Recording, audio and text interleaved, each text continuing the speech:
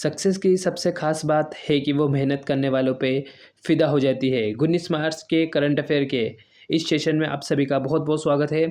इस वीडियो के अंतर्गत डिस्कस करेंगे महत्वपूर्ण करंट अफेयर जो आपके एग्जाम में काफ़ी ज़्यादा मदद करेंगे और डिटेल के साथ उनका डिस्कशन करेंगे। जैसा कि मैं पहले भी आपको बता चुका हूँ कि अगर आपको इसका पीडीएफ चाहिए तो आप टेलीग्राम चैनल ज्वाइन कर सकते हैं। आपको इस वीडियो के डिस्क्रिप्शन बॉक्स में उसका लिंक मिल जाएगा। तो सबसे पहला क्वेश्चन आपकी स्क्रीन पर है कि राजस्थान पर्यटन विकास निगम के अध्यक्ष के कार्यकाल के सफल 1 साल पूर्ण होने पर आरटीडीसी की उपलब्धियों, नीतिगत निर्णयों पर साल एक फैसले अनेक पुस्तिका का विमोचन किया गया है। तो आरटीडीसी के वर्तमान समय में अध्यक्ष कौन है, ये आप बता सकते हैं। तो ध्यान रखिएगा कि ये भी पूछा जा सकता है कि साल एक और फैसले अनेक का संबंध किससे है, तो आरटीडीसी से है। ध्यान रखिएगा श्री धर्मेंद्र राठौड़ जी जो हैं वो आरटीडीसी के वर्तमान समय में चेयरमैन या अध्यक्ष के रूप में कार्य कर रहे हैं। उनका 1 साल पूर्ण हो गया है कंप्लीट रूप से। तो साल एक और फैसले अनेक एक पुस्तिका का विमोचन किया गया, इसको ध्यान रखना है। करेक्ट आंसर आपका कौन सा होने वाला है, फर्स्ट वाला।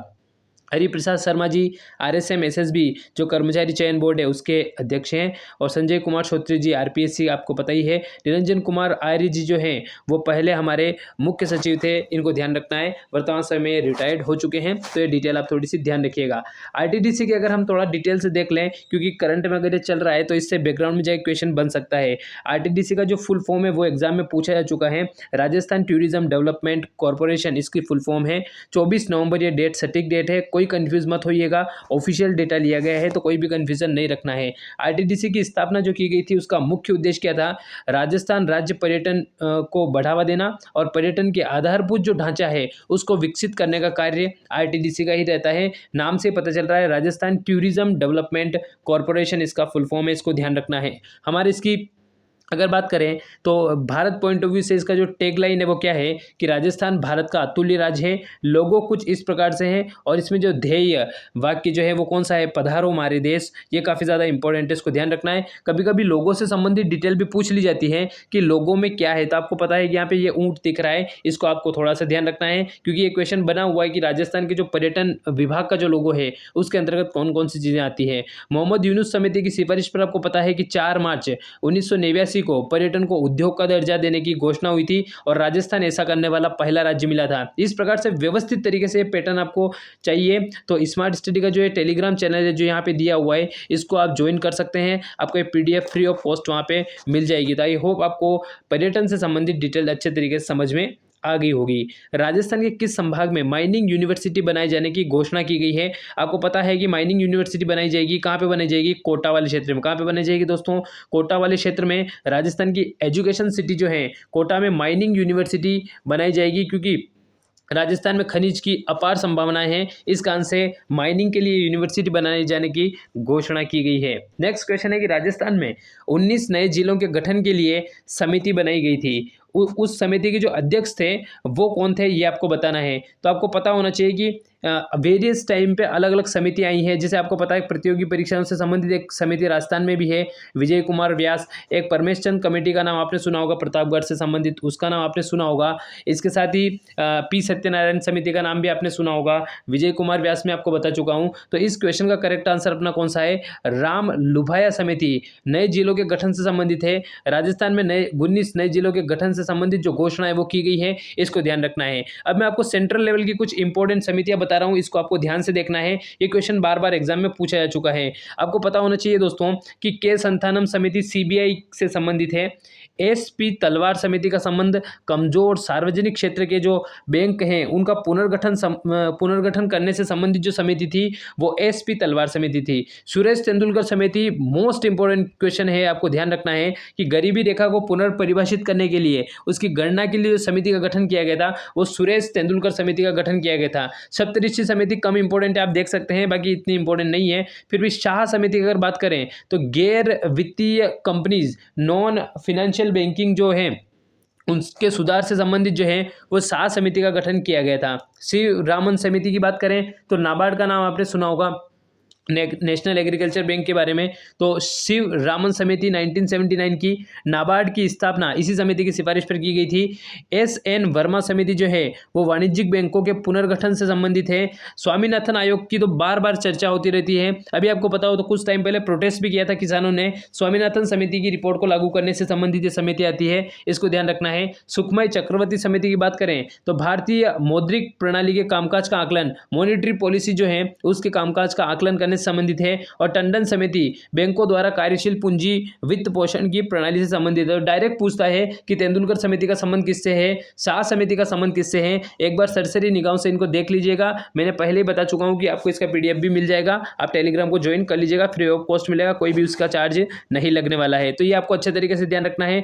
बैकग्राउंड से जाके क्वेश्चन बनता है, इसको आपको ध्यान रखना है। विजय कुमार व्यास प्रतियोगी परीक्षाओं से संबंधित आपको पता है। इसके साथ ही राजस्थान में परमेश चंद कमेटी समिति का नाम भी आपने सुना होगा, तो बैकग्राउंड में जाके परमेश चंद कमेटी का क्वेश्चन भी पूछा सकता है, इसको आप थोड़ा सा ध्यान रखिएगा। अगले क्वेश्चन की बात करें तो RSLDC के द्वारा 21 मार्च 2023 को कहां पर इंडस्ट्री कनेक्ट का आयोजन किया जाएगा। तो इंडस्ट्री तो अपने क्षेत्र में अभी जो सबसे ज़्यादा डेवलप हो रही है वो कौन सा है, भिवाड़ी। मैंने आपको पहले भी बताया था कल वाले सेशन में कि भिवाड़ी विश्व का तीसरे नंबर का सर्वाधिक प्रदूषित शहर के रूप में घोषित हुआ है। पहला जो था वो पाकिस्तान का लाहौर वाला क्षेत्र था, दूसरा चीन का होतान हमने कल पढ़ा था, और इसके बाद तीसरे नंबर पे सर्वाधिक प्रदूषित जो है वो भिवाड़ी है। और लास्ट बार ये पहले नंबर पे आया था, लेकिन राजस्थान गवर्नमेंट ने थोड़े इनिशिएटिव लिए, इस कारण से भिवाड़ी इस बार तीसरे नंबर पे आया है। धीरे धीरे वहाँ प्रदूषण का स्तर कम हो रहा है, लेकिन उतना कम नहीं हुआ है। थोड़ा डिटेल से अगर बात करें तो राजस्थान कौशल आजीविका विकास निगम RSLDC की ओर से अलवर जिले के भिवाड़ी में 21 मार्च को इंडस्ट्री कनेक्ट 2023 का आयोजन किया जाएगा। कौशल नियोजन एवं उद्यमिता राज्य मंत्री श्री अशोक चांदना कार्यक्रम में मुख्य अतिथि होंगे, इसको आपको ध्यान रखना है क्योंकि ये क्वेश्चन बन सकता है। खेल मंत्री के रूप में भी इसको ध्यान रखना है। RSLDC के अध्यक्ष एवं प्रबंध निदेशक सुश्री रेणु जायसवाल ने बताया कि इंडस्ट्री कनेक्ट का जो मुख्य उद्देश्य है वो स्किल गैप को दूर कर रोजगार के अवसर को बढ़ावा देना है, जिसके लिए recruit train and deployed RTD model के तहत कंपनियों के साथ MOU किया गया है। यह आयोजन राज्य में बेरोजगार युवाओं को रोजगार के अवसर प्रदान करवाने में सहायक होगा। इस दौरान विभागीय चुनौतियों के समाधान के लिए भी विचार किया जाएगा। तो ध्यान रखना कि RSLDC के जो चेयरमैन है वो कौन है, सुश्री रेणु जायसवाल है। इंडस्ट्री कनेक्ट इस कारण से क्योंकि रोजगार के अवसर इससे डेवलप होंगे, क्योंकि स्किल की कमी है। तो इन्होंने क्या किया है कि कंपनियों के साथ MOU memorandum of understanding sign किया है, जिसके माध्यम से कंपनियां क्या करेगी कि वहां पे स्किल प्रोवाइड करवाएगी, जिससे राजस्थान के युवाओं को रोजगार मिलेगा। कार्यक्रम में कौशल नियोजन एवं उद्यमिता विभाग के शासन सचिव PC किशन, RSLDC अध्यक्ष प्रबंध निदेशक श्री रेणु जायसवाल, अलवर जिला कलेक्टर जितेंद्र कुमार सोनी जी, एक मतलब ये बोल सकते हैं कि एक अलग ही व्यक्तित्व है जितेंद्र कुमार सोनी जी का। बहुत सारे इनिशिएटिव लिए, अगर आपने योजनाओं में पढ़ा होगा तो आपको अच्छे तरीके से ध्यान रखना है। बहुत सारे अभियान में भी ये काफ़ी ज़्यादा सक्रिय रहे हैं, तो ध्यान रखना। अलवर के जिला कलेक्टर हैं, बहुत ज़्यादा सम्मान इनको मिला है, बहुत ज़्यादा पुरस्कार भी इनको मिल चुके हैं। बीडा के मुख्य कार्यकारी अधिकारी श्री रोहिताश्व तोमर जी, तो ध्यान रखना है। रेणु जायसवाल जी का थोड़ा ध्यान रखिएगा, जितेंद्र कुमार सोनी जी का ध्यान रखिएगा, और इसका मुख्य उद्देश्य क्या है इसको आपको थोड़ा सा ध्यान रखना है। काफ़ी ज़्यादा इंपॉर्टेंट क्वेश्चन यहाँ से बनते हैं। अगले क्वेश्चन की बात करें तो हाल ही में राजस्थान में 3 नए संभाग बनाए जाने की घोषणा की गई है। राजस्थान में कुल संभाग कितने होंगे? अभी 3 संभाग नए बनाए जाएंगे और पहले 7 संभाग थे। टोटल मिला के वर्तमान समय में 10 संभाग बनेंगे, इसको ध्यान रखना है। 19 जिलों का गठन किया जाएगा। टोटल जिले राजस्थान में 50 होने वाले हैं, पहले 33 थे, वर्तमान में 19 जिले बनाए गए, तो 2 जिले जयपुर और जोधपुर को ब्रेक करके बनाए गए हैं, इसके लिए ध्यान रखना है। तो करेक्ट आंसर आपका कौन सा होने वाला है? 10 संभाग यहाँ पे राजस्थान में होने वाले हैं। रामलुभाय समिति की सिफारिश पर नए जिलों का गठन किया गया है। 3 नए संभाग के रूप में बात करें तो बांसवाड़ा, पाली और सीकर को बनाए गए हैं। आसानी से ये सारे नए जिले याद हो जाएंगे, कोई टफ नहीं है। सूरतगढ़ का आपको पता है कि अनूपगढ़ वाला क्षेत्र आता है दोस्तों, ये आपका गंगानगर वाला क्षेत्र आपको पता है अनूपगढ़ आता है। बालोतरा आपका कहाँ पे है? बाड़मेर वाले में है। ब्यावर, एक तो ब्यावर ध्यान रखना है और एक केकड़ी ध्यान रखना है। ब्यावर और केकड़ी अजमेर के हैं। डिग आपको पता है भरतपुर वाले का है। डिडवाना आपको पता है नागौर का है। दुद्दू आपका जयपुर का है। गंगापुर सिटी सवाई माधोपुर का है दोस्तों। जयपुर उत्तर, जयपुर दक्षिण, ये आपको ध्यान रखना है। तो जयपुर में बात करें तो जयपुर उत्तर, जयपुर दक्षिण, इसको ध्यान रखना है। दुद्दू वाला क्षेत्र आपको ध्यान रखना है जो कि अपना जयपुर वाला ही है, तो दूदू क्षेत्र आपको ध्यान रखना है। इसके साथ ही अगर बात करें तो आपका कोटपुतली वाला क्षेत्र जयपुर का है, तो जयपुर एक था, उस जयपुर को तोड़ के 4 बनाए गए हैं, तो आपको ध्यान रखना है जयपुर से 4 बने हैं। एक तो दूदू बना है, जयपुर उत्तरी बना है, जयपुर दक्षिणी बना है और इसके साथ ही कोटपुतली वाला क्षेत्र बना है, तो इसको आपको ध्यान रखना है। जयपुर का आपको आसानी से याद होंगे। जोधपुर की अगर बात करें तो जोधपुर का पूर्व और जोधपुर का पश्चिम बना है, इसके साथ ही फलोदी बना है, तो जोधपुर के 3 हो गए। शाहपुर आपका भीलवाड़ा वाले क्षेत्र में, सलुम्बर उदयपुर का है, ये ध्यान रखना है। नीम का थाना सीकर है, खेरथल अलवर वाला क्षेत्र है। इसके साथ ही बात करें केकड़ी और हम ब्यावर की बात कर चुके हैं, डीग भरतपुर में है, तो आसानी से याद हो जाएंगे। इनको कोई कुछ भी नहीं रटना है क्योंकि आप इन सभी नामों से ऑलरेडी फेमिलियर हो। नए नाम होते दिक्कत होती, बाकी आप ऑलरेडी, जैसे कि जल महलों की नगरी डीग के बारे में हम पढ़ चुके हैं। डीडवाना के बारे में तो हम पढ़ते ही हैं कि वहाँ के नमक की झील है जो खाने योग्य में नहीं आता है, डिडवाना वाला क्षेत्र है। सोडियम सल्फेट की मात्रा, दूदू वाला क्षेत्र हम ऑलरेडी बहुत सी बार चर्चा में रहता है, इसको आपको पता होगा, तो ये ध्यान रखना है डिटेल से। कैंसर जांच आपके द्वारा अभियान राजस्थान में कहाँ से प्रारंभ किया गया है, तो आपको ध्यान रखना है कि ये कहाँ से प्रारंभ किया गया है, जयपुर से। कैंसर जांच आपके द्वारा अभियान जो है ये किसके द्वारा इनिशिएटिव लिया गया है, तो इसको आपको ध्यान रखना। प्रदेश के जयपुर में स्थित भगवान महावीर कैंसर चिकित्सालय द्वारा कैंसर जांच आपके द्वारा अभियान की शुरुआत की गई है।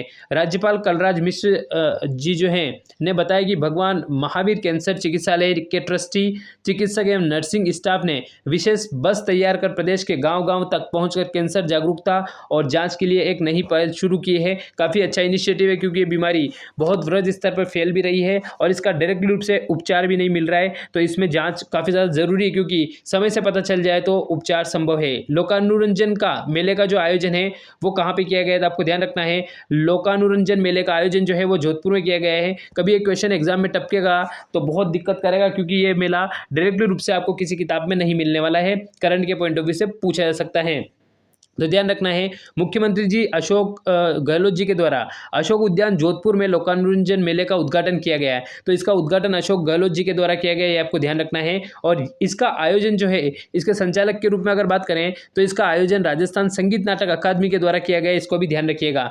मुख्यमंत्री अशोक गहलोत जी ने उक्त उद्घाटन कार्यक्रम में अकादमी की त्रैमासिक पत्रिका रंग योग के 29वें संस्करण का विमोचन किया गया है। तो क्वेश्चन कैसे बन सकता है कि रंग योग क्या है, तो ध्यान रखना, एक पत्रिका है, त्रैमासिक पत्रिका है, 29 अंक का विमोचन अशोक गहलोत जी के द्वारा किया गया है, इसको ध्यान रखना है। यहाँ पे आया है अपना कौन सा, संगीत नाटक अकादमी, थोड़ा उनके बारे में देख लेते हैं। तो आपको पता होना चाहिए कि संगीत नाटक अकादमी की वर्तमान समय में जो अध्यक्षा हैं वो कौन है, श्रीमती बिनाका जयेश मालू जी हैं।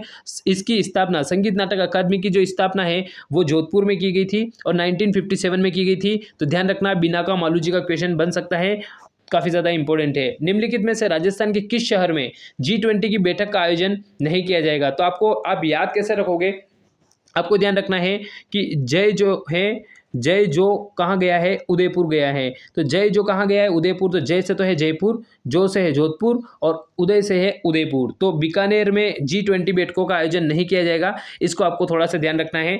डिटेल से थोड़ा देख लेते हैं कि बैठक का आयोजन कब कब किया गया और कब कब किया जाएगा। G20 की बैठकें जो है वो 4 से 7 दिसंबर 2022 उदयपुर में, तो मैंने अभी आपको बताया है कि जय जो कहाँ गया है, उदय, तो आपको इस प्रकार से चलना है। ऐसे पहली बैठक कहाँ पे, उदयपुर में, फिर कहाँ पे होगी, जोधपुर में, और फिर कहाँ पे होगी, जयपुर में। तो आपको जय जो उदय याद रखना है, लेकिन रिवर्स क्रम में इसकी ट्रिक को आपको थोड़ा सा ध्यान रखना है। 4 से 7 दिसंबर 2022 को उदयपुर में G20 की पहली शेरपा बैठक का आयोजन किया गया था, ये आपको पता होना चाहिए। 2 से 4 फरवरी 2023 जोधपुर में G20 बैठक का आयोजन रोजगार कार्य समूह की बैठक आयोजित की गई दोस्तों, इसको ध्यान रखिएगा। और 21 से 25 अगस्त 2023 ये क्वेश्चन बन सकता है अगली बैठक का आयोजन कहाँ पे होगा, तो 21 से 25 अगस्त को वाणिज्य एवं निवेश मंत्री समूह की बैठक होगी, जयपुर में होगी। तो ट्रिक क्या बनी अपनी, जय जो है वो कहाँ गया है, उदयपुर गया है, जय जो कहाँ गया है, उदयपुर, याद रखना। पहली बैठक उदयपुर में, दूसरी बैठक जोधपुर में और तीसरी जो होने वाली वो कहाँ पे होगी, जयपुर में। तो ध्यान रखना 3 बैठक का आयोजन राजस्थान में होगा, बीकानेर में नहीं होगा। तो काफ़ी ज़्यादा इंपॉर्टेंट क्वेश्चन हमने इस वीडियो के अंतर्गत डिस्कस किए। उम्मीद करता हूँ इसी प्रकार से डिटेल सेशन के साथ आप डेली बेसिस पे जुड़ेंगे और PDF के लिए आप टेलीग्राम चैनल को ज्वाइन कर सकते हैं, जो कि यहाँ पे भी दिया हुआ है, इसको भी आप सर्च कर लीजिएगा। और हो सके तो टेलीग्राम चैनल का डिस्क्रिप्शन बॉक्स में लिंक दिया है, वहां से भी आप जा सकते हैं और अच्छे तरीके से उसको देख सकते हैं। वहां पे PDF फ्री ऑफ कॉस्ट आपको मिल जाएगी। Thanks for watching. जय हिंद, जय भारत, आपका दिन शुभ हो।